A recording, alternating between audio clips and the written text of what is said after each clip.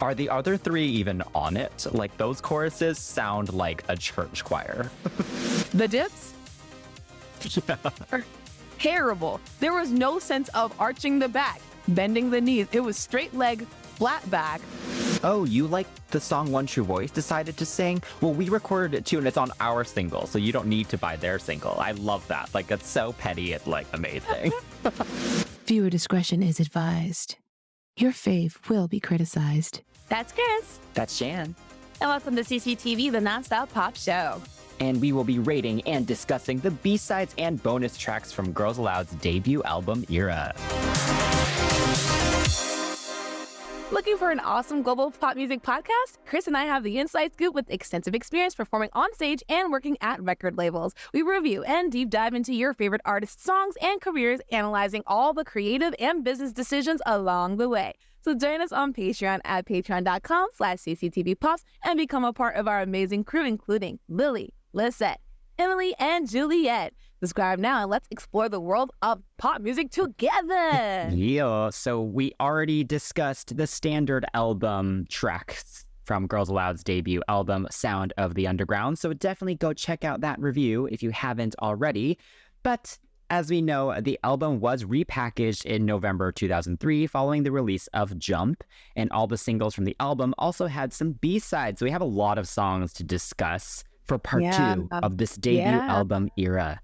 Yes. Indeed. So, let's get into it. We will now go track by track and discuss the production, vocals, and lyrics and give our ratings for each song. And as you're watching or listening along, be sure to let us know your ratings as well. So let's do it track by track. Yeah. So, first up, we have Stay Another Day, which was done by Anthony Michael Mortimer, Dominic Hawken, Robert James Keane, Dennis Ingoldsby, Andrew Murray, and Christian Ballard.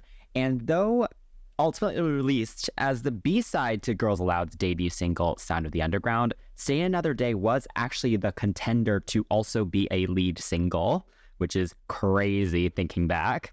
And the song is a cover of 90s English boy band East 17, whose version was the UK Christmas #1 of 1994. And member Tony, who wrote the song about his brother that had passed away, was very confused by the romantic slant, quote unquote, of Girls Aloud's version. But fun fact, Esther from Eternal actually provided background vocals in the track as well, which you can totally hear because these vocals, man.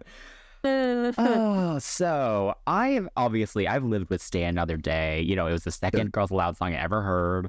So I think my thoughts might be very different from yours, who you probably heard it for the first time preparing for this, right?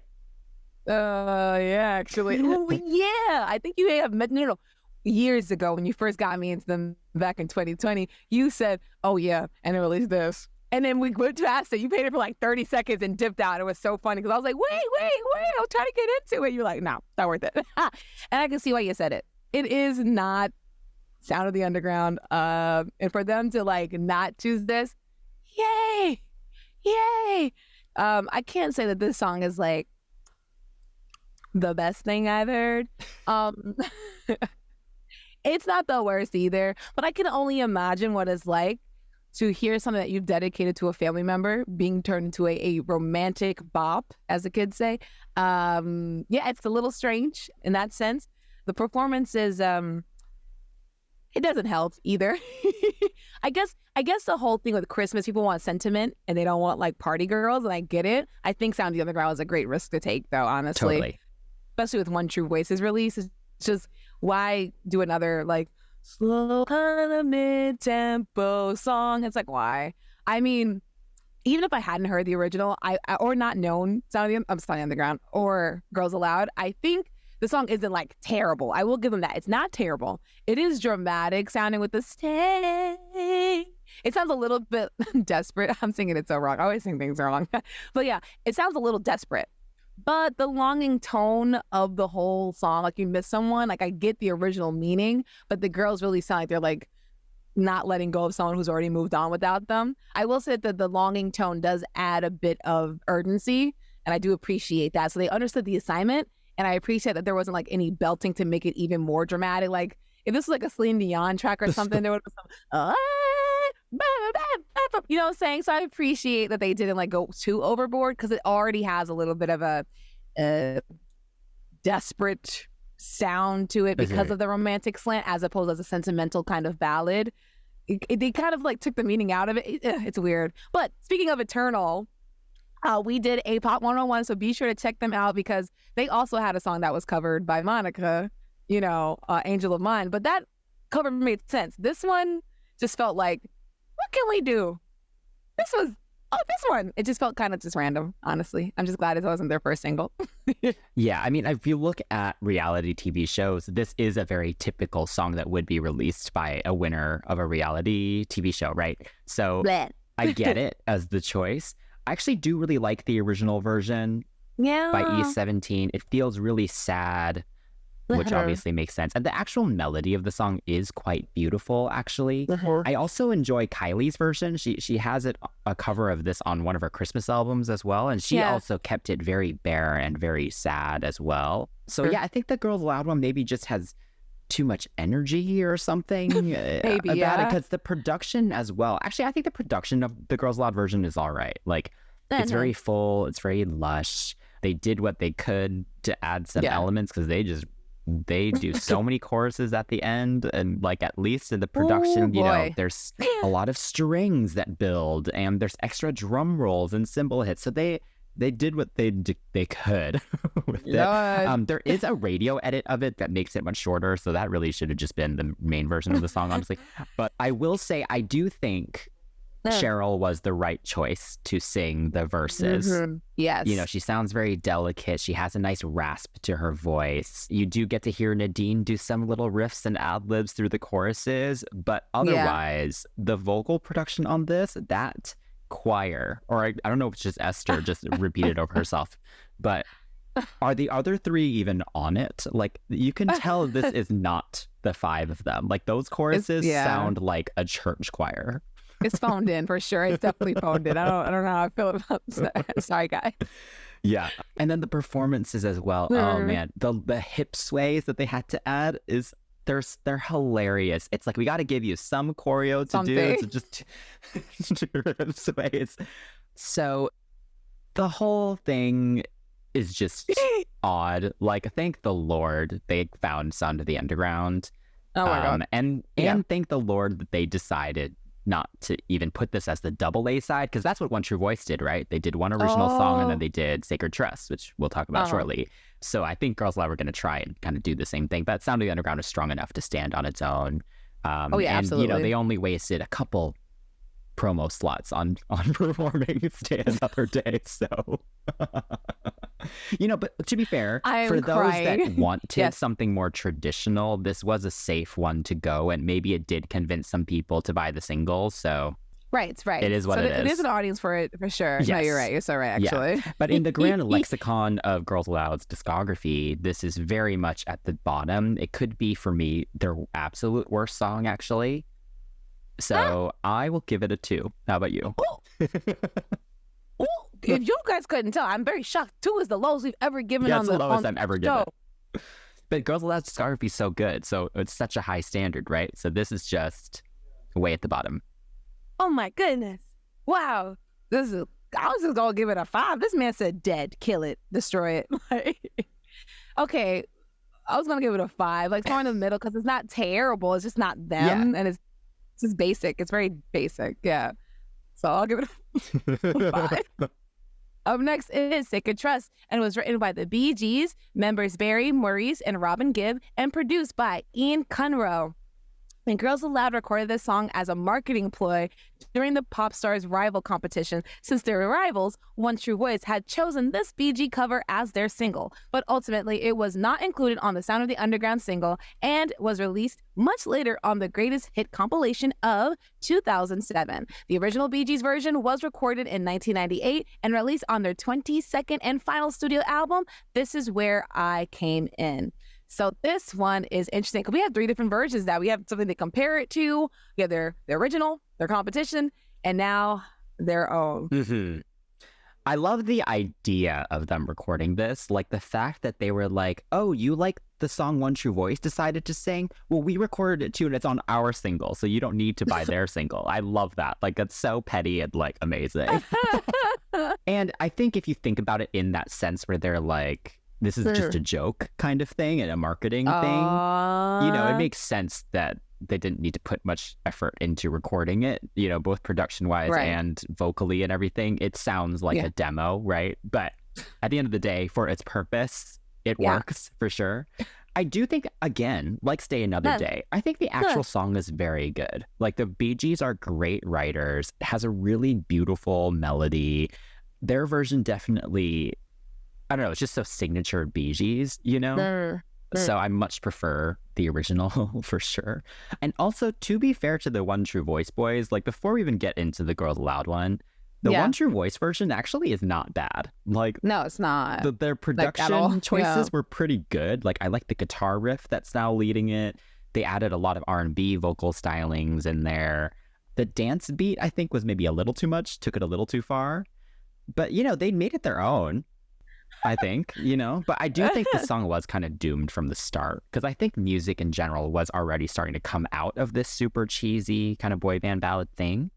And so I think it just wasn't a good choice from the get-go for One True Voice. Like I think they were kind of doomed in that way. But also, like the Bee Gees didn't even release this as a single. Like it was just an album track. So if it wasn't even good enough for them to release as a single, like I don't know. Just a very weird choice. Yeah, but what do you think of the two other versions, I guess, before we even get to the Girls Aloud one?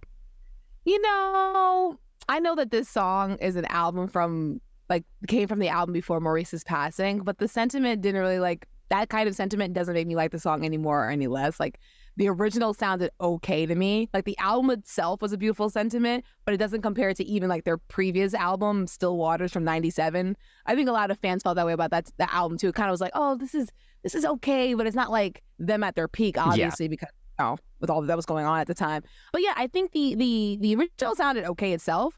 The melody is quite nice, as you mentioned. They are good at that. I will say the One True Voice version wasn't like terrible, but it was definitely clinging to its, I guess, the origins of its disco-y, because the Bee Gees did disco. They blew up in that era. Like that was their wheelhouse. Yeah. And so they thought, Bee Gees cover kind of disco flourishes. And I'm just like, no. So I kind of like the idea of them trying to kind of give a nod, but this song did not call for it. And I think them choosing this song off this album, it was not their fault, but whoever was like, oh yeah, for either group, wrong. Yeah. Sorry. Blame Pete Waterman.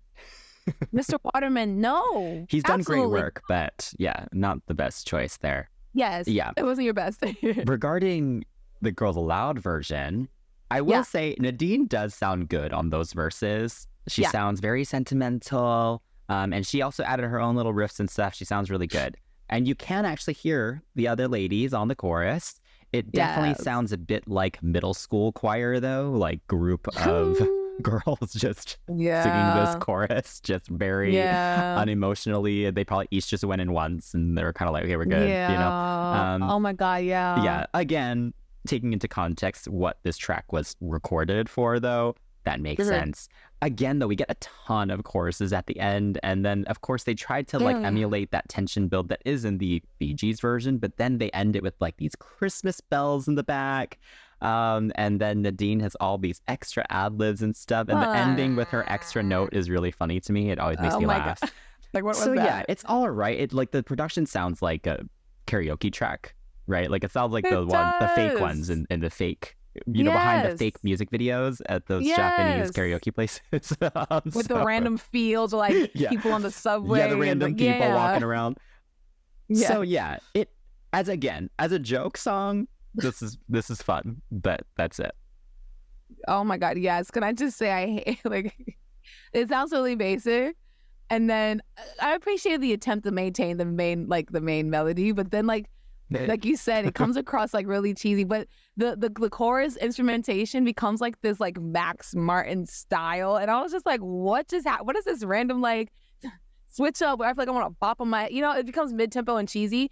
And the bridge, what was the, I was like, oh, it turned into a Christmas cult. And I was like, get me out of here. You know how I feel about Christmas music, honey. So them bells started jingling. I was like, get me out of here. And then freaking Nadine, I was like, no, get me out of here. Get me out of here. Get me out of here. Get me out of here. So that being said, this one is worse to me than first track. So I'm going to give this one a fat 4. Okay. Fat 4. How do you feel about it? I'm going to match Stay Another Day and give it another 2. Whoa! Holy crap! He said chop. All right, so moving on out of the debut single era, let's move on to the No Good Advice era. Ooh. Because we have the B-side to No Good Advice. We have On Around, which was done by Karen Poole, Henrik Korpi, Matthias Johansson, and Black Cell.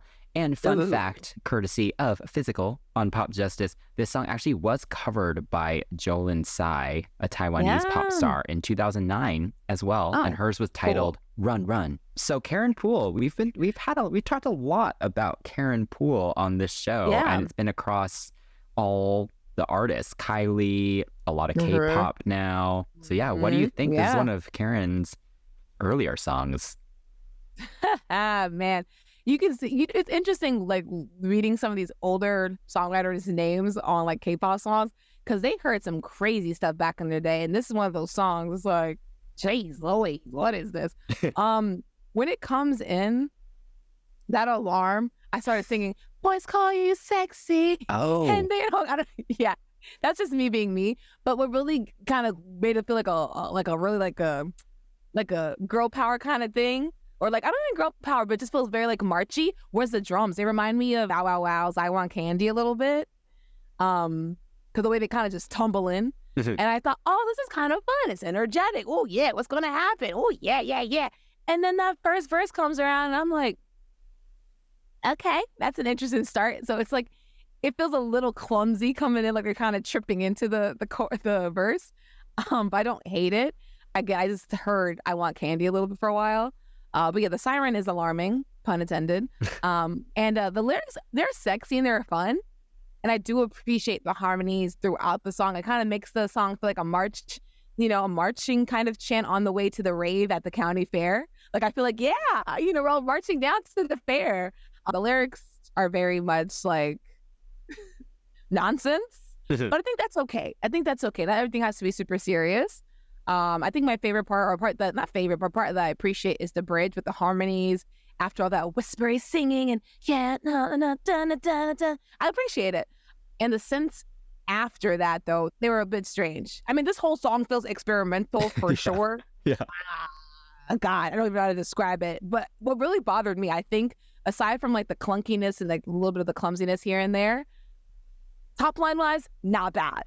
But the alarm in the outro, it was like, and it just kept going. And I'm like, excuse me, what is happening? Like, it's mixed in the back. It's far back. I get it. But it's still a choice. I had headphones on. So I'm sitting here just thinking like, what? I kept taking my headphones off because I live near a fire station. And around lunchtime, it goes off. So I'm like, and I'm like, oh no, it's part of the dang song.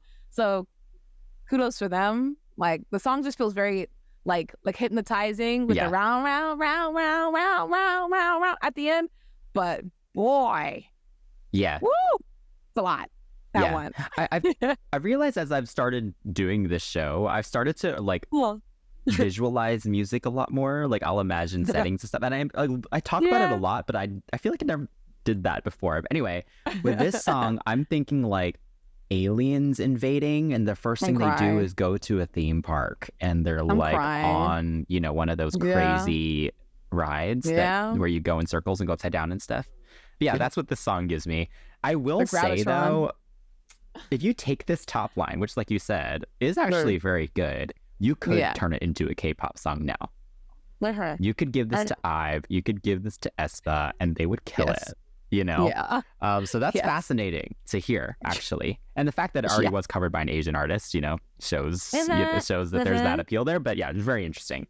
I appreciate kind of the sirens and the crazy drums. It is very attention grabbing. It's Oh, just a ton of yeah. energy. It's like, Yeah. whoa. So I don't mind that in a pop song. You want that. And I think the chorus is fun. It's very, very catchy. So yeah, I appreciate it. I will say the vocals though, there are so many layers throughout the entire thing. Like even in those verses, it's kind of hard to even tell who is singing what. Like I was on Genius and someone Yeah. attempted to do a vocal distribution, but I was like, I don't know. Girl. And I think Karen is actually on a lot of those harmonies as well. Whoa. Because, she kind of sounds like Kylie. Like she kind of has that kind of voice. And so you kind of hear Yeah. that on here too. And so I was like, oh, that's Karen actually, and not the girls doing the harmonies. Like especially in that bridge and that outro as well. I was like, this doesn't sound like any of the Girls Aloud members. Yeah. So anyway, the yeah. vocal production is just very odd to me. It's like Karen featuring Girls Aloud. If you look at this in the context of the album, this matches kind of like Mars Attack and Mars All I Attack. Need and those other more quirky electro tracks that they are going for. Yeah. And it is a different sound from the other girl groups at the time. So I could see this as a potential direction to go, right? Yeah, If Xenomania kind of didn't fully take over. So it's kind of just interesting to hear this. I will say, I do think it's about as good as Mars Attack and All I Need. Or so. Actually, I prefer All I Need. But yeah, I think it could have been on the album and it would have had a place on there. Okay, yeah. So yeah, I think it's a decent track. I'll give it a 6.5. I just gave it a 6. Okay. It's not bad. I do enjoy the I want candy drums. I like those. All right. So up next we have La La Love Bomb. La La La. I'm sorry, if you're a K-pop fan, you know that this song Love Bomb is done, by Promise 9. Sorry, Girls Aloud. So when I saw this, I thought Promise 9. But yes, it's Love Bomb, written by Alison Clarkson, known as Betty Boo, and the Beat Masters, consisting of Mike and Sean Ward. And this is a UK bonus track on the original release of the album. All right. See, now, this is one of those songs where I'm like, hey, Chris, you grew up with this mess. What are your thoughts? Yeah, I used to hate this song. Oh, Like I was like, what is this? It doesn't match any of the other songs they released. Or maybe, I guess it maybe kind of matches Boogie Down Love a little bit. yeah, I guess. But thinking about it now, it is almost a precursor to Love Machine in a way. Like it has that silliness. It kind of fits in with that like Copacabana kind of like cheesy cruise performance situation. Like I could totally see the song being used for like some ballroom dance moment in a really cheesy movie taking place on a cruise. You know what I mean? I have something like that too, but I still like a video game. Like this is like an OST for a video game, like whatever game genre. If they're at the beach, I can just see them. Oh, that works too. Yeah. Like a side quest or something, or like a side game, or like just some Donkey Kong bullcrap, like Mario Party. Oh my God, just Donkey Kong. Like it's just and then quirky. and then they throw the bomb. That bomb in Mario Kart. That's very, very funny. Yeah, but to be fair, I actually think production-wise, it's actually pretty good. Like all the horns, the other instrumentation. I like the piano-led dance break moment. Like I could see really good like ballroom choreo to it.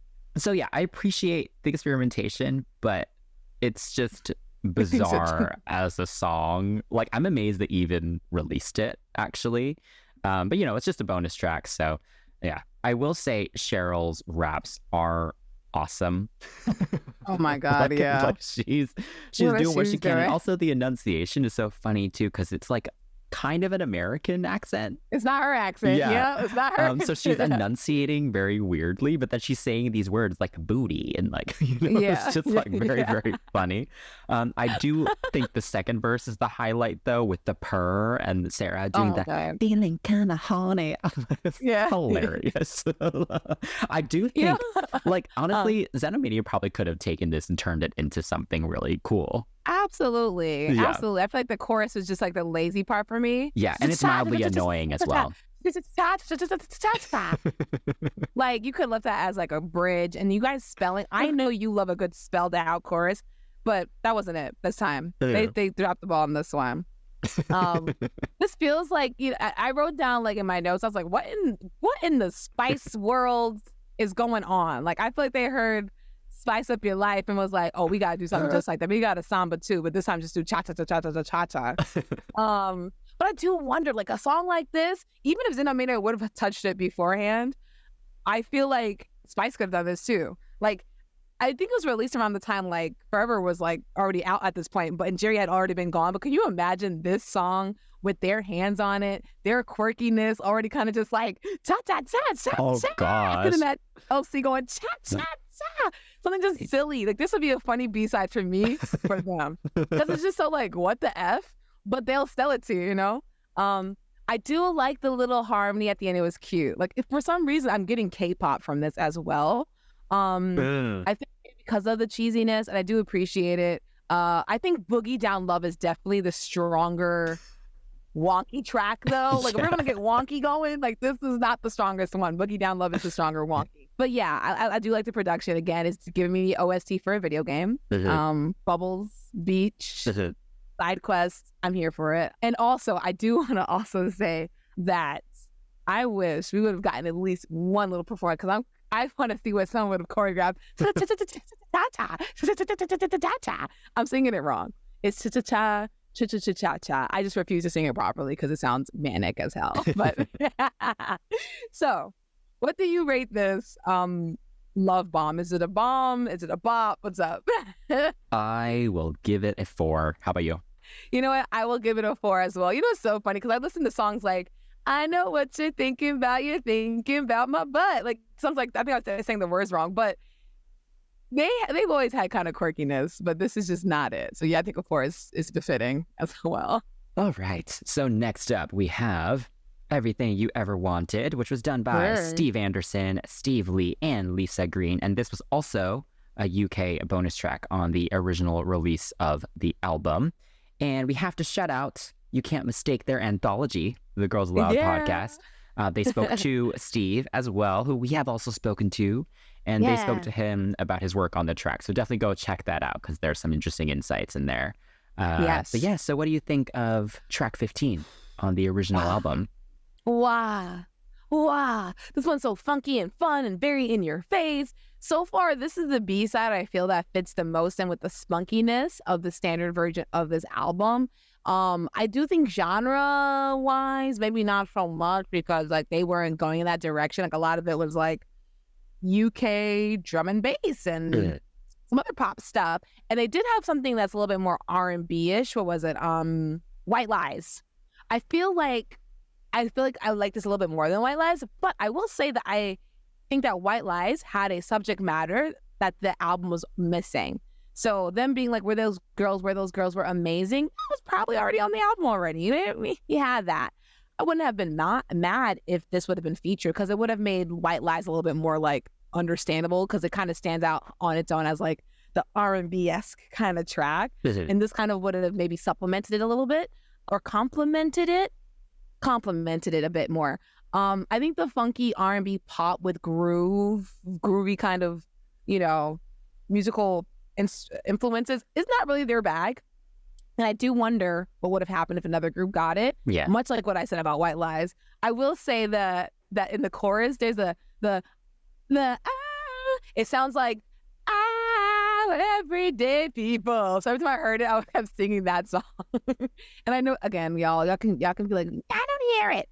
I hear it. It's how my brain works. Secret DJ in a past life, who knows? But yeah, they go, I was like, what a choice. But it's not bad. I do enjoy the song. And I also feel like the whole vibe of it could have been on a teen movie soundtrack. Like, I feel like it's funky, it's boppy enough. And it's like, everything I ever wanted. I like that whole kind of vibe. And I feel like it could have been like on a teen movie soundtrack, like Princess Diaries or something that Mandy Moore could have sung it. You know what I'm saying? I would have loved to go, everything that you wanted. Yeah. Or whatever the heck she does. But I think it would have been on a teen movie for sure. And that's my note. Thank you, Steve. Okay. Yes, I get that. So Steve did mention, so this song was written specifically for them. So that's interesting because I wouldn't have thought that actually. Yeah. But it was so early on that they did not have a sound yet. So it really was that, you kind of just had Sound of the Underground and Stay Another Day. And then it was kind of like, right for this girl group. But I do think as a song, though, it is a solid girl group track, right? I think it's just that, the group sound just went somewhere totally different. So then now it's kind of like, okay, this doesn't fit them. But you're right. I think this could easily go to someone else and it would be a really good single for them, actually. I appreciate how confident the vocals are kind of throughout the whole thing. And they also did a really good job with the vocal distribution as well, because you actually get to hear all 5 really, really well. Sarah's leading the verses. Nadine sounds great on those ad-libs at the end. But of course, we have to shout out Cheryl's bridge, because it's the most 2000s pop moment. Yes. And her pronouncing me as May is the highlight for me. It is that breakdown, boom, chop, boom, boom, chop, like, oh. Sorry. So yeah, I appreciate this for what it is. I don't think it's aged well. Like, it's very much of the time, but I enjoy it for what it is. I enjoy the production. There's a really great bass line in there. And I agree with you. I think I do actually enjoy the song more than some of the songs that actually made the album, but I can see why it didn't fit sonically with the rest as well. Yeah. Well, that being said, I'm going to give this song, I think I'm gonna give it a 7, and I'm not sure if I'm going to be, if this is like a generous kind of rating, because all the other stuff we've heard before, my ear was like, finally something decent. Or I was thinking 6.5, but hang on, wait. Yeah, I'll give it a 6.5, because I think it is just generic, because they were just trying to figure out the girls sound. And if I didn't know Girls Aloud as a group, it just feels like just shy of great song. So I think I'll give it a 6.5. Sit right there. Yeah. Okay. Yeah, I would actually give it higher. I'd probably go 7.5 actually, because I do think it sits kind of in the middle of that album. Yeah. Up next is Girls on Film, done by Andy and John Taylor, Nick Rhodes, Roger, Andrew Taylor, Simon Le Bon, Ian Masterson, and Terry Ronald. This is a cover of the English new wave band Duran Duran's 1981 hit, and it was chosen by Sarah to record as the B-side for Life Got Cold, and the group promoted the track on a few promotional appearances and also included it on the set list of their What Will the Neighbors Say tour. Yes. Yeah, this one is kind of like built in to be good, so I feel like I mean, the bass song is great. The original is awesome. I will say, though, listening to them back to back, the vocal on the Girls Aloud one is so bad. They sound so bored. Because the original Duran Duran one is so sexy, like the way they sing it.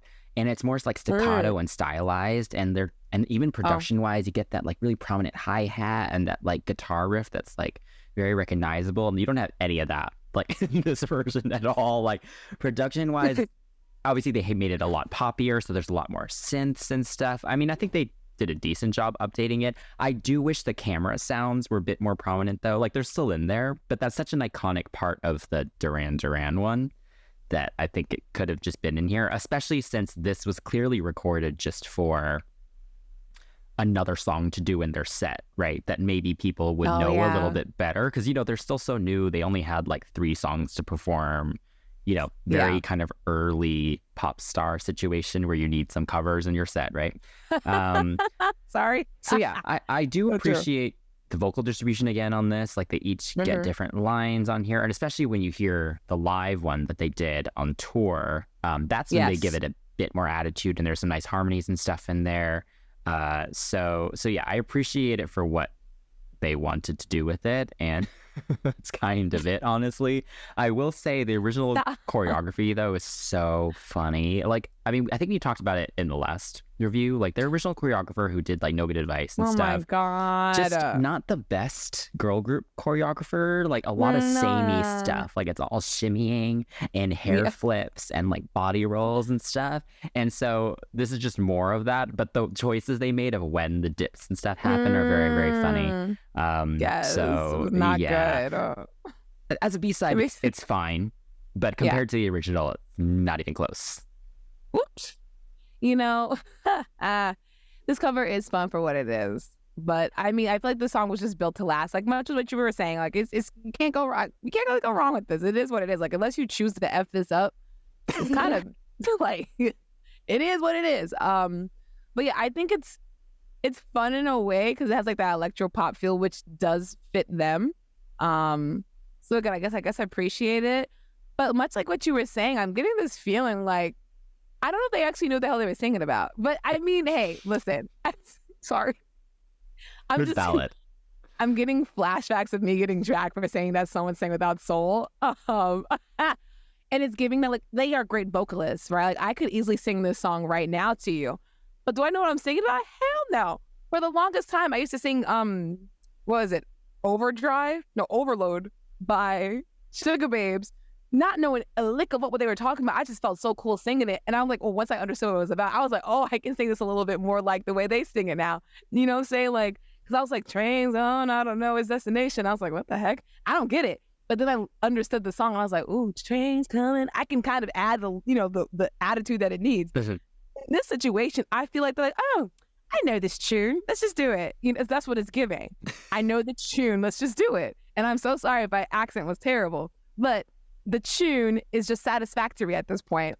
What I will say that the tune's choreography, hilarious. Love it. Iconic. I cannot say it enough. The dips, Yeah. were terrible. There was no sense of arching the back, bending the knees. It was straight leg, flat back. Like it was just the weirdest thing. It's like you're asking someone who taught modern dance to sit there and teach sexy, like commercial choreography. The girl was not ready. And it just makes the girls look awkward, and they're not awkward. But they did try their best, and I appreciate it. And I will say, this is so fun to watch, like the performances, because I saw this thread on Twitter a few weeks ago where someone wrote, I miss the era when celebrities looked cheap. And then they proceeded to insert pics of our favorite pop acts, like in cotton shirts from Kohl's, tank tops, and jeans from like Limited Too. Like back in the day, deals with Mandy's were all the rage. So those of them like, oh, what do you mean by cheap? Y'all know what I'm talking about. Y'all seen the shirts, okay? Y'all seen them. And shout out to Kimberly in the live concert, because while they're performing, if y'all watch the video, around like a minute and 24 seconds, they all, like 3 girls go on the steps and she's trying to find her place on the steps. They're saying, girls on film. And she's trying to get herself together, but she ends up looking really sprawled and like kind of like, like twisted up a little bit on the steps. So, I mean, it's hard to kind of like make yourself look cool and sexy on steps. So shout out to her. And I also want to give a shout out to Sarah for hitting that top note, because it's so satisfying to hear. Right. And even though she doesn't have, at the time, did not have the technique necessary to really like, you know, give it like a full chesty kind of thing, she has the tone. And whoever picked her to hit it, thank you. I appreciate it. So yeah, that's all I have to say. I miss when celebrities look cheap. Let's go, because they killed it with their little tank tops and ties. Let's go, girls. All right, so this song's fine. I'll give it a 6. It's like, okay. Yeah, it's at a 6, which makes me think I should have given the song before a 7 now. But it's okay. Too late. It is too late. No. All right, so moving on, we have the other B-side to Life Got Cold. We have Lights, Music, Camera, Action, which was done by Nigel Lewis, Paul Meehan, and Steve Lee. And this was actually included on the cassette single for Life Got Cold. So I remember we only had the cassette rip MP3 is like the 128 kbps, horrible quality, and we didn't get it for many years. Like they didn't release it on CD digital until now. Actually, I don't know if Lights, Music, Camera, Action was even on digital until this deluxe version came out. Why y'all hiding it? What's up? Why y'all hiding it? Well, I mean, do you think the song was that good? I mean, listen, it's part of history. You don't bury history, okay? It's meant to be found and discovered and reviewed like us, like what we're doing, right? I'm sorry, y'all. Don't drag me, or do. Don't change my opinion. Yeah, so this song, sign of the times. When I heard, so check out on your plasma screens, I was like, girl, wait, what? Plasma screen? What you talking about, Willis? Like, it was giving. The production was just peak 2000s. Yes. Like those weird, I can't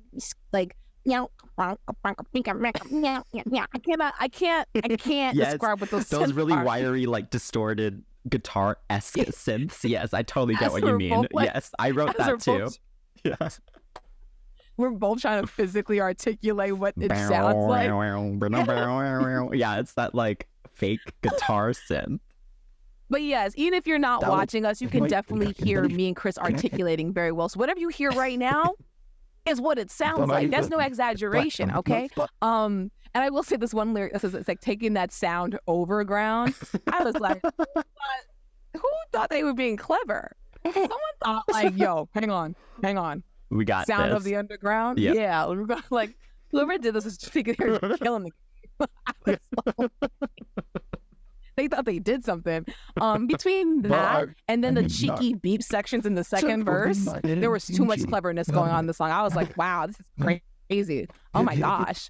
I will say that Sarah has the tone that was like perfect for her section, but her control wasn't there back then. So when she hits those notes, I'm like, how much of this was doctored? That one, just inquiring. Yeah. I mean, I will say, I do want to know if this was written with spice in mind, because again, I can hear them giving the song what it actually really needs. Like, granted, Jerry would have been gone at this point, like I said, but I do wonder what it would have sounded like. Like, I can imagine Mel C going off, giving that top note justice. Okay, I can just hear the that Sarah was trying to do just actually being done with someone who has the chops for it, at the time. No offense, we love Sarah here, we love her. I just think at the time she was still fresh. We were all still fresh, But yeah, this song is definitely generic, and it sounds like the decade it came from. Yes, that's it. That's a lot to say. Yeah, I do wonder if this was one of the quote-unquote generic girl group songs that Brian cut from the original album track list. Because that would make sense for sure. I completely agree with you. A lot of my notes are the same about how generic it is and how dated it is as well. And the mix is so bad too. Like those wiry synths we were just talking about are so overpowering. They kind of fight the vocals a bit too. So it's just the whole thing. Because I was thinking, maybe that's what it sounded like on the cassette. But no, this is the full digital master now, and it still sounds like that. You really can't get more generic than this, like melodically or lyrically. Like, other than that sound, taking that sound over ground, I was like, oh, okay, so this was written for them. Yeah.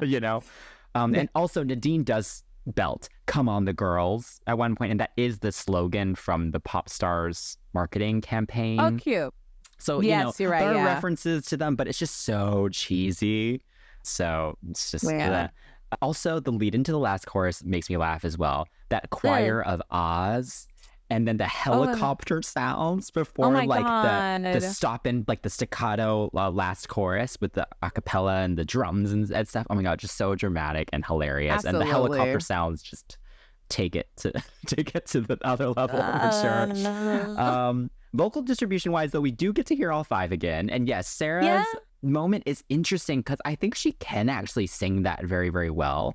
I just don't like the way they vocoded it. And then also they had the woo that comes on top of her, like the big note. Like it overlaps the big note, and it sounds bizarre. So that just a weird choice. Okay, there. so it's the recording, not her. Okay, my bad. Sorry, I think Sarah. she could have pulled it off properly. I think it's the effects and stuff that they put on it, honestly.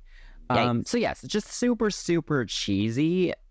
As a girl group song, it's fine, So yeah, it's very middle of the road for me. I will give it a 5.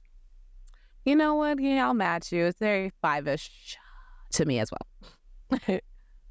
Up next is "Hopelessly Devoted to You," done by John Farah and Graham Stack. It was recorded and performed for ITV's Grease Mania, which featured popular artists like Westlife, Samantha Mumba, and Lisa from Steps performing songs from the musical Grease. And Michael Cragg, author of Reach for the Stars, noted that Nadine was given muscle-relaxing injections due to her extreme hangover before the performance. Wow. Great job, Nadine. You were lip sync. I don't know why they did it. She was going to lip sync anyway. What was wrong? Like, why did they had to make sure that chair choreography was on point. Oh my god. Oh, honey, don't get me started. Please get started. I would love to hear what you thought of this performance and song and cover. I'm like feral over here. Like, let me at him.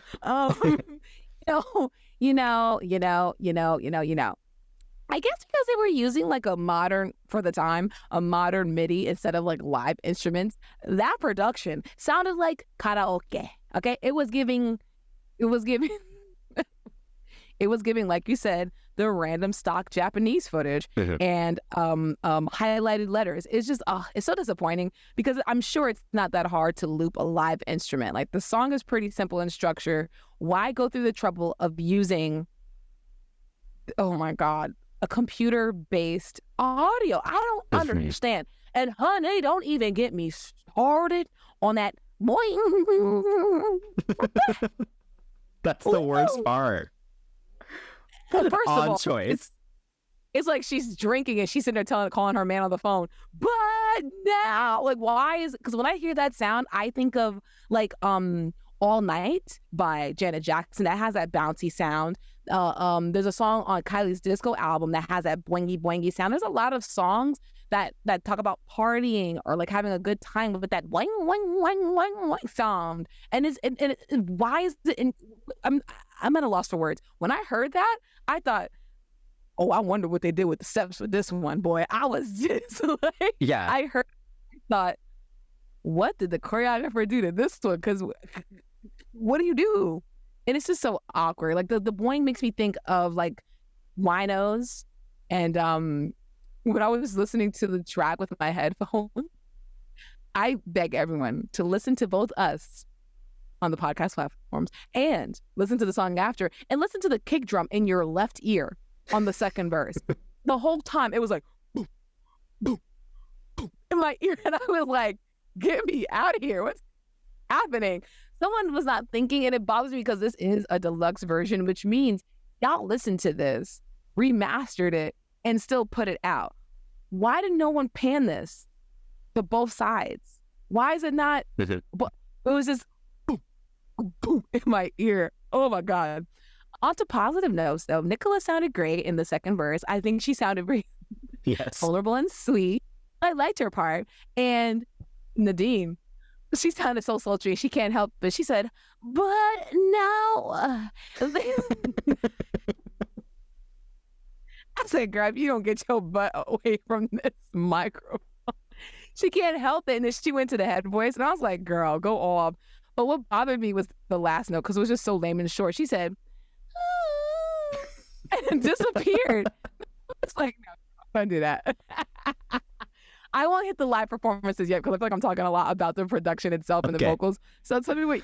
Okay. That kind of had me weak. First off, let me preface by saying I love Grease. So these songs mean a lot to me. So my standards are high. You know, Olivia Newton-John is brilliant. And this is arguably the best song on in that movie. So yes.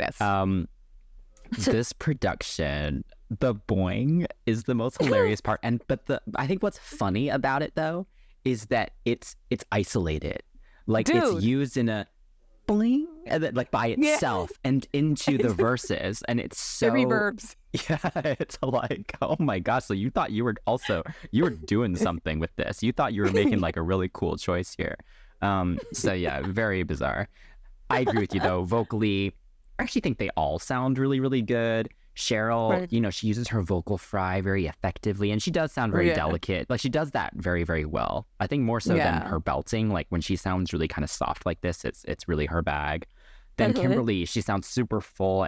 This song sits in a really nice spot in her range. You know, she's a musical theater trained vocalist, right? So that makes sense that this song kind of fits kind of with what she can do vocally. And Sarah's chorus is nice too. Like I maybe think she's belting a little too much on it. Too much. But the actual vocal itself is pretty good. I think maybe just the choices made maybe weren't fitting of the song, but I think she sounds good. But yeah, Nicola's for sure the highlight. Like I think this was maybe the longest verse we got from her at that point in their career, right? Because she only had like one line here and like one line here. And so it was nice to hear her do all those riffs, and she made some really great choices actually with what she was given. And yeah, Nadine, I mean, we love Nadine, brilliant. Yes. But yes, the performance. So I did not know that Nadine had that extreme hangover like that before, but You could tell the 5 of them did not want to be there. No, not at all. They looked Oh my mildly God. embarrassed turning in those chairs like that. Oh my gosh. Dude. It's so funny. But now, skirt, skirt, skirt, skirt, skirt. And they come back around. They do it twice. There's nowhere to skirt, skirt, skirt, skirt.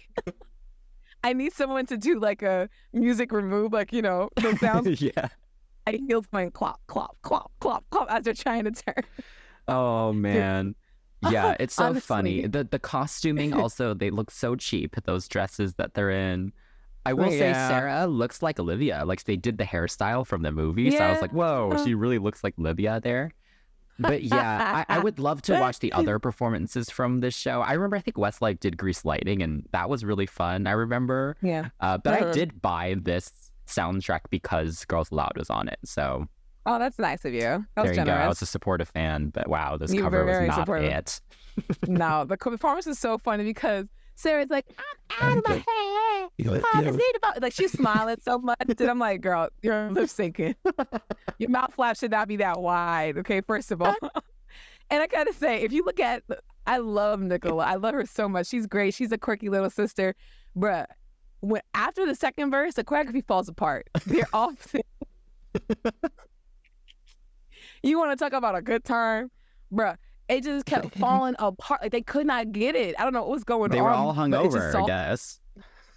And so they were out of sync, and the spinning in the chair was just jokes. You can see Cheryl in the background sitting there like, you see a dimple. When that dimple starts to appear, you know she don't take this seriously. Yeah, But, I hope they all got paid a lot to do this special. Absolutely, because the choreography was so off. Like these little foot motions and the head drops and the body pops. It was just off the rail. We got to look after what Samantha Mumba did, though. I wonder what song she got. Oh yes. Oh, man. Probably Rizzo's song. Oh, I could see that. Yes, that True vocal alto. tone. True Yeah, alto. yeah, yeah. Mm-hmm. All right. All So, Jokes aside. I mean, okay, here's the thing. I think, again, vocally, it's really good. So I think that bumps it up slightly for me. So I'll give it a 5. How about you? He said it's bottom. It's like middle of the. Yeah, I'll give it a 5 too. It's kind of just it is what it needs to do because I feel like as for covers, okay, it shows that they shows that they can sing, but it's not their nothing. They didn't reinvent the wheel or anything. Yeah. But yeah. So Girls Aloud were the only act on Grease Mania to get 2 songs on the compilation. Whoa. And they actually Whoa. did the title track, Grease, as well. Yeah. And this one was written by Barry Gibb, and their version was produced by Betty Boo and the Beatmasters. So they came back one more time. This would be the last time we ever get Betty Boo and the Beatmasters with Girls Aloud. But they came back to do the Beatmasters remix of Grease. And this was included also as a B-side to Jump as well. So they didn't perform this one, unfortunately. No. But I actually prefer this much more to Hopelessly Devoted to You. Yeah. And they probably could have done something really fun with it, so that's really too bad. But, okay, so shout out to Betty Boo and the Beatmasters, because production-wise, I actually think they did a great job interpreting this for Girls Aloud. Yes. You get this whole electro dance moment. They totally. also sped it up quite a bit compared to the original as well.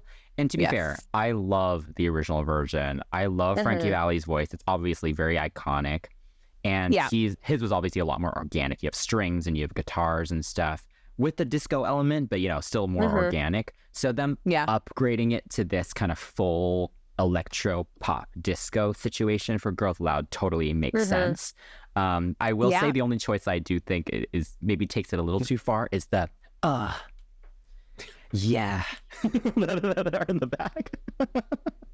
I was like, okay, I don't know if you need that for the song. But there are strings that come in as well, so they do kind of nod to the original, so I appreciate that. But yeah, it's just the and the that I think are maybe a little too far, because they did make it quite sultry, right? Even the way they sing the chorus, Grease is the word. It's the way they're singing it. It's like sultry and sexy, which I think is again just an interesting choice, but makes sense, I guess, for a girl group. But there are some nice harmonies on there. I do again love Nadine's little ad libs at the end. But you know, I think at the end of the day, the song itself is so good. Like melodically, the top line is just so good that it's hard to do it really, really badly. So I appreciate that they, you know, attempted to make it their own, and I actually enjoy this cover, and I do listen to it once in a while.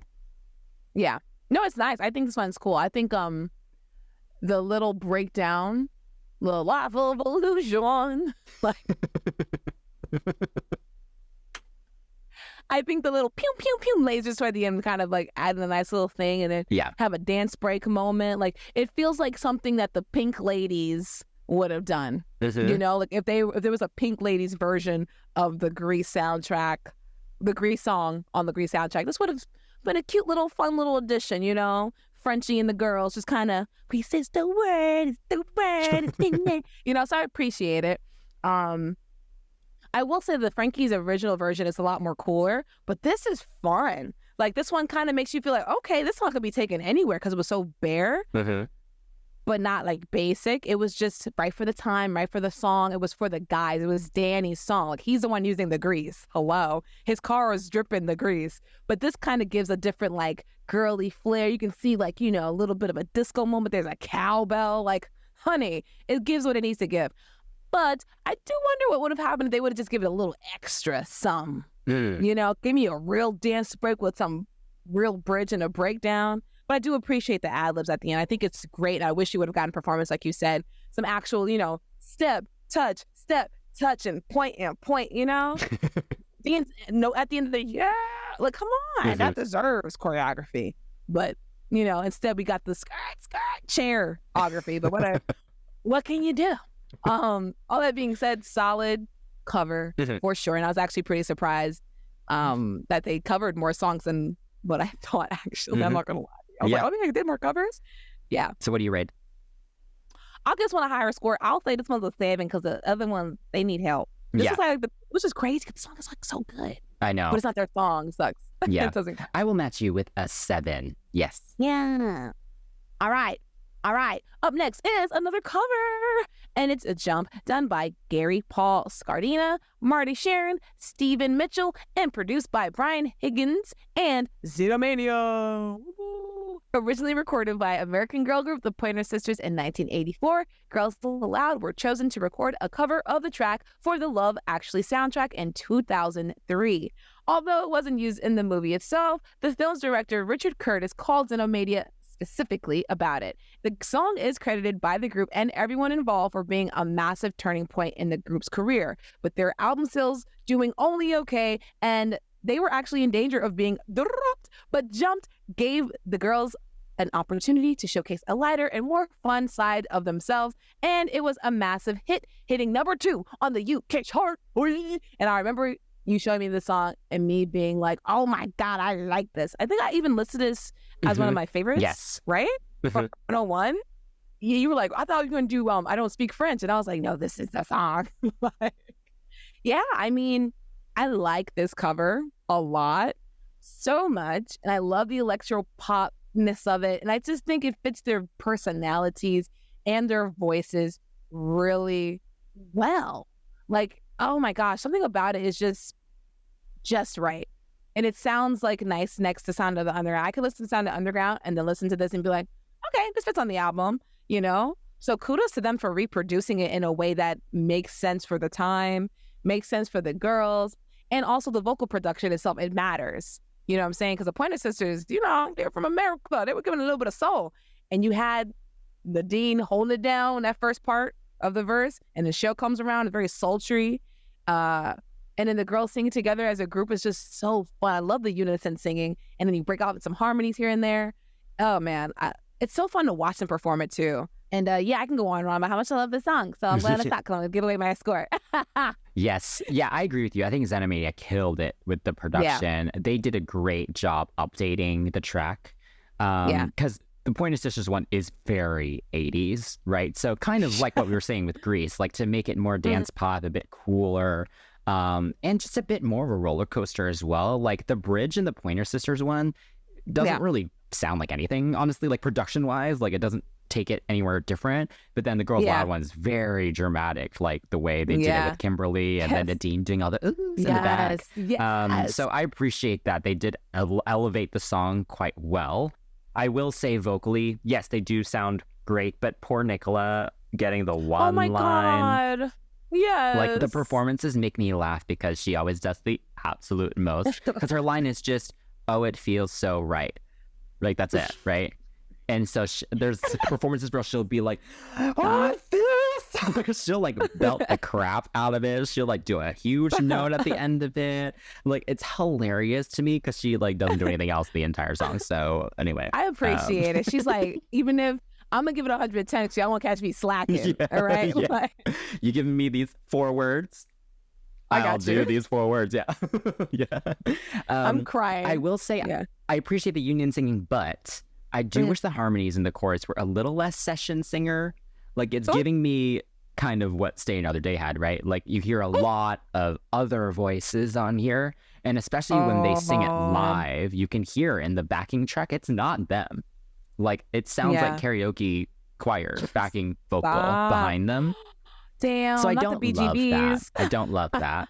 I will say though, it is really, really fun live because it's just such a feel-good song. It's like, obviously, it's gonna make people want to jump as well. Like it's hard not to do that, right, at a concert.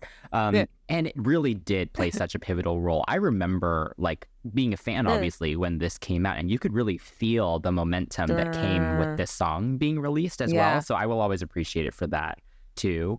But yeah, what do you think of the music video? You gotta love the OST music videos from like back in the 90s and 2000s because they really just did not give a crap. They're like, I've not seen Love Actually, but I know. Oh, damn. We're not a movie podcast, but you should definitely see that. But yes. And it has one of the best pop soundtracks of all time. But yes, continue. You know what? I do love a good romantic movie. I think you'd enjoy it. I think I would too. And it's not that Christmassy. Oh, it's a Christmas movie? Well, it was released during Christmas, and there's just one, because it's like about a bunch of different people, and just one of them is more kind of Christmas focused because he's like a pop star who sings a Christmas song. But yeah, so. Thank you for the beat of the background. Okay, so is the video having to do with the movie? Yes, so they are breaking into Hugh Grant's character's house, and he plays the prime minister, Oh, okay. I think it's hilarious. And them listening in the walls and like sneaking through the window. I don't know how they got up there in that big old house, but they're in the window. I think like the funniest part for me is them and during the bridge, sitting there, when you are next to me, in the dark and chest popping and booty popping.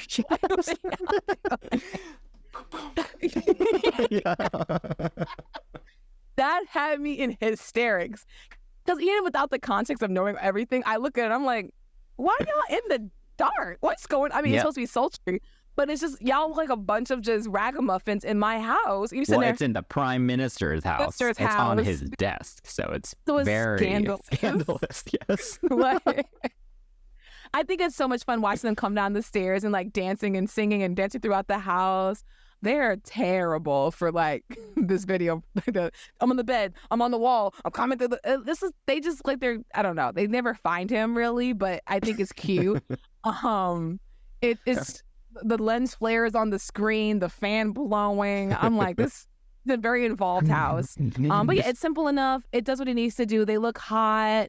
It looks like a fun time, which is why I'm like, oh, I love their performances because I'm like, this video does absolutely nothing for me in terms of adding to the song, but their performances, they are like giving it their all, and they don't have to actually dance because the audience is like, we're not paying attention, we're listening and vibing, you know, like they don't. Oh yeah, because the original choreography during the promo run was awful. Oh my god, it was awful. It was just very clunky. Like it was like jump, and then they don't do anything, and it's like. And the body roll. It's like oh my gosh, yeah. It was very clunky. Okay, so I have very different feelings, I think, towards the video because I'm a huge fan of the movie, right? So I love seeing all the clips of the movie. I think them using that Hugh Grant extra to kind of dance around in the halls was very fun.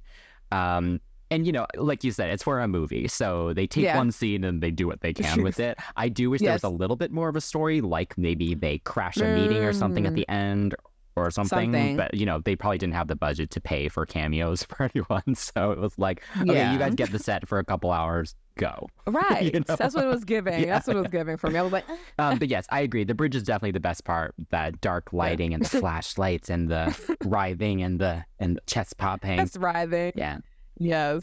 Yeah. Great. As a song, I mean, I think I enjoy it, obviously. And obviously it played a huge part in Girls Aloud's career. But again, their standard is so high that among all their singles, I would not list it as one of my favorites. So I'll give it an 8.5. Yeah, I was actually going to just give it an 8 because I think surrounding all of the songs during this era and just me thinking about this time, for this to be the song that kind of like saved their lives, not a bad choice. Yeah. And it also was with Xenomania, so it's not really too off what they were going to do next. Yes. So just, not thinking about what we know now. Yes, definitely. And thinking about how I felt when you were showing me like the whole trajectory, I was like, oh, this is a great song. I'm going to give it an 8 as well. So yeah. Cool. All right, so we're on to the last track from the debut album era. So on the re-release, they did have one more new song, and that was You Freak Me Out, which was done by Brian Higgins, Lean Nystrom of Aqua, Miranda Cooper, and Tim Powell of Xenomania. And this was actually written for the 2003 Disney film Freaky Friday featuring Lindsay Lohan and Jamie Lee Curtis. And they did release the song just as promo for the movie to radio, and they did perform it on TV once as well. So what do you think of this Disney track? I do appreciate... I'm going to give a toast before I roast. Okay, I'll say that. I do appreciate the unison singing because they all have different tones, but it feels like, a girl punk pop kind of situation. So I appreciate that. But I'm done now. So the chorus comes around and it bothers me because I'm thinking to myself, wow, this is not like a bunch of 20-something-year-old women should be singing this.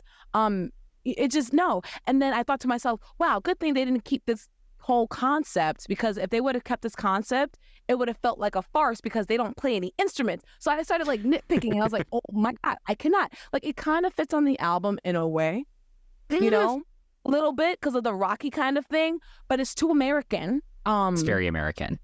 Yeah. So it bothered me a little bit. And I hate that Halloween line. Like after, woo, it goes down for me.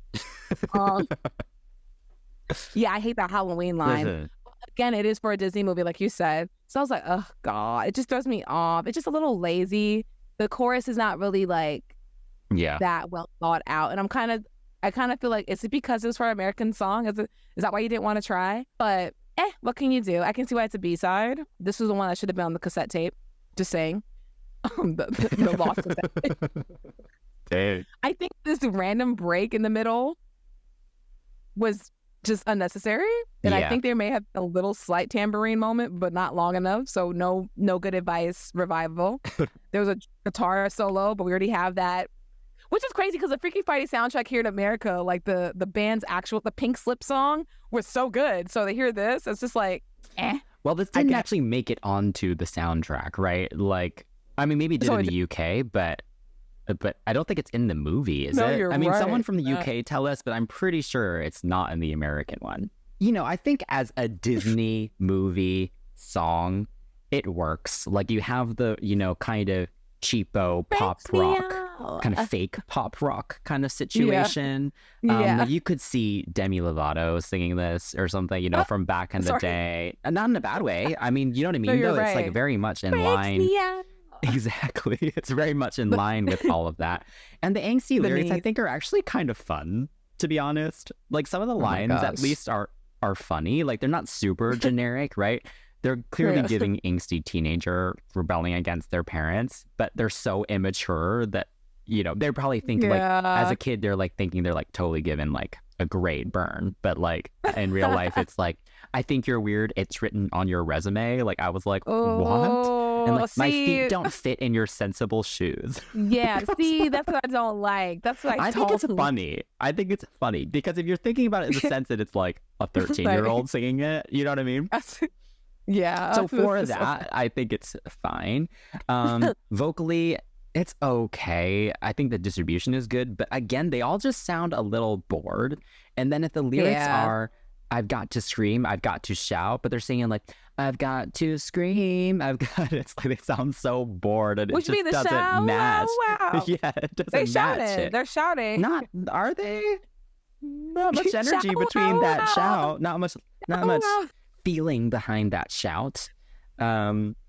So yeah. Well, what did you think of the one performance we've gotten? The special stage, if you will. Thank God. Because I will say I like the little Freddie Mercury broken mic stand. Those are funny. Yeah, what are those called? The half mic stand? Quarter mic? I don't know. We're okay. thinking the same thing then. Yeah, it was. I think choreography-wise, it's so funny because they go, woo! It freaks me. Yeah, the little jumps and the using the hand thing, using the mic to just do like body rolls against. Yeah. It was giving like the overhead pull down. Yeah. I mean, it's probably the best choreography that they've had, which is crazy. Oh gosh. From this B-sides? Yeah. From the B-sides, for sure. I hate it like that, but it's true. I think my favorite part is them coming in the line with it and then like they're flexing and like doing these weird gymnastics with the mic stand, and Sarah not singing a lick of the words, but has time to put the sleeve down. Like things, and then the explosions. Again, it's just giving cheese, like Gorgonzola cheese, Gouda cheese. They really do sell it though. You can't look at this and think, wow, these girls are like not really giving their effort. They are, like, they're throwing their bodies, they're leaning, that terrible jump's happening. So I appreciate it. Dropping. Yeah, I'm here for it. I give them points for that. I think what I find really funny about the performance is that they clearly, again, kind of look embarrassed. It's the same facial expressions that we get in Hopelessly Devoted, right? Like, they are all kind of like, why are we doing this kind of situation? I think Sarah is really the only one kind of giving her all. Everyone else is kind of just like, oh my gosh, this song is not for us. Especially the older members too, right? Because, you know, they're probably like 22-ish at this point, and it's like, oh my gosh, why am I singing this like stupid song? But, you know, it was for a soundtrack. Again, hopefully they got a lot of money for it. I part of me also thinks like, you know, they were struggling in this era. Like, you know, yes, they were charting okay, but, you know, girl groups are expensive. And album sales weren't great. So, you know, they're probably just saying yes to everything. So it was like, oh, do you want to do the song for the soundtrack? Yes. Like, do you want to perform at this Grease thing? Yes. Absolutely. Like, do you want to do a second song? Yes. You know, like, it's like, I'll just say yes to everything. Yeah. So yeah. Not the franticness. So yeah, this song is, it's okay. I'll give it a 5.5. How about you? Big fat 4. Ooh, I think about it. Okay, interesting. Yeah. Okay, so we've completed reviewing these B-sides and bonus tracks. So we're now at our cut or keep section. So if you had to only cut one song. Oh, shoot. God. Ooh. I know, there's a lot to choose from here. Which isn't normally the case, right? Like, yeah, guys, when we get to this section, it's usually like, oh man, I don't know what song to cut really, or like there's like only one just like dud, you know? But this is a lemon tree. Yeah. Got this is a lemon tree. Quite a few. Choose from. All right, so the song I'm going to cut is Sacred Trust. I think as a whole, the song was buried for a reason. Once You've Wasted it and make a hit for a reason. And this was not going to be like that one either for a reason. Like, it's just not. Come on, man. Love Got Cold does what it needs to do. Like, you don't need this. Like, okay, yeah. Here's the thing. Again, I appreciate Sacred Trust for the fact that it's just petty, right? Like, we're going to record the same song that Once Your Voice are. So for that, I will not choose that. And I will choose Stay Another Day because I hate their version. I really hate their version. He said, I hate it. Yeah. Oopsie. So, okay. In terms of a keep, okay, I'm going to not let myself choose Jump because I think that's the really obvious one. So out of the actual B-sides, the one that I listen to the most out of all of these is actually their cover of Grease. So I'll stick with that. Oh, okay. Even though I didn't give it like the highest of ratings, I do actually like the idea of it. So I'm going to keep Everything You Ever Wanted. Okay. Yes, good choice. All right, so we've now completed the debut era of Girls Aloud, and now I'm really excited because now we can move on to, you know, What Will the Neighbors Say and all the real gems in their discography. But as a newer fan, what do you think of the debut era? Oh, that's right. I'm only 3 years old. Yeah. I'm a baby. I'm joking. I'm not going to say that. I'm a baby. Like, shut up. No, you're not. But, you know, I am a newer fan. Thank goodness. No offense. This album was, this B-side bit was rough. Because I'm like. It's fun to listen to, though. It is, but it also is mild torture because then I have to sit here and be like, what did I just hear? And I have to listen to it again. I'm joking. I'm really dragging. I think I'm mean just for comedic purposes, but someone might be like, she's so serious right now. But yeah, I think it's interesting to see like what could have been like just one album after a competition show and just, you know, crashing and burning, and then finding out now what is their career. Like they became the second coming, not the second coming of the Spice Girls, but they became the heir to the Spice throne. And it's just like, if you listen to this album and I were to show someone this, like, oh yeah, they came after Spice Girls, I'd be like, yeah, okay. Which is why I am really excited to get to the next step too. So yeah, it's just really exciting to kind of like get ready to do that. So if you want us to review it, please guys, leave it in the comments, okay? Yes. And join our Patreon to get priority choice. Yes. And check out our Girls Aloud Pop 101 as well, which is more about like the businessy stuff, the career stuff, but still lots of Girls Aloud stuff on this channel. I mean, obviously I was a fan from the beginning, but you know, the quality was, there was quite a range in the quality of their output at the time.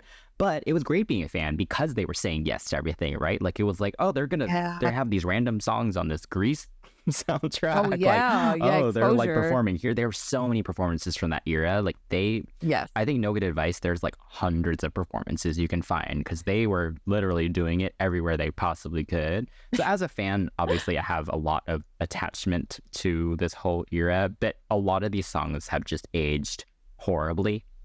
But it is fascinating to listen to the stuff they did with the non-Xenomania producers. Because it's just experimentation, right? So it's just different.